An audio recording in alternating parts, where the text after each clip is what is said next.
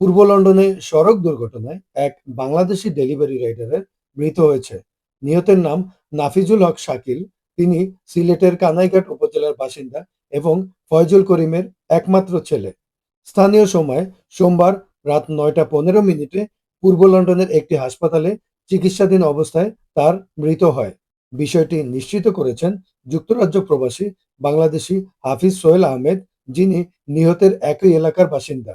স্থানীয় সূত্রে জানা যায়, গত ১৪ই জানুয়ারি বুধবার পূর্ব লন্ডনের কমার্শিয়াল রোডে এই দুর্ঘটনাটি ঘটে। শাকিল সাইকেল চালিয়ে খাবার ডেলিভারির কাজ করছিলেন। এ সময় রাস্তার পাশে দাঁড়িয়ে থাকা একটি ব্যক্তিগত গাড়ির দরজা হঠাৎ করে খুলে দেওয়া হলে শাকিলের সাইকেলটি দরজার সঙ্গে ধাক্কা খায়। এতে তিনি নিয়ন্ত্রণ হারিয়ে সড়কে পড়ে যান। আর ঠিক সেই মুহূর্তে পেছন দিক থেকে আসা একটি লরি তাকে ধাক্কা দেয়। এতে তিনি গুরুতর আহত হন। খবর পেয়ে পুলিশ এবং অ্যাম্বুলেন্স দ্রুত ঘটনাস্থলে পৌঁছে তাকে হাসপাতালে ভর্তি করে। চিকিৎসকদের নিবিড় তত্ত্বাবধানে ৫ দিন তিনি মৃত্যুর সঙ্গে লড়াই করেন। শেষ পর্যন্ত সোমবার রাতে তার মৃত্যু হয়।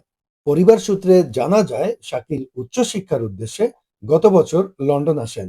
তবে আর্থিক সংকটের কারণে পড়াশোনা চালিয়ে যেতে না পেরে জীবিকা নির্বাহের জন্য তিনি খাবার ডেলিভারি রাইডারের কাজ শুরু করেন। নিহতের মরদেহ দেশে পাঠানো এবং জানাজার সময়সূচি নিয়ে পরিবারের সঙ্গে আলাপ চলছে বলে জানিয়েছেন হাফিজ সোহেল।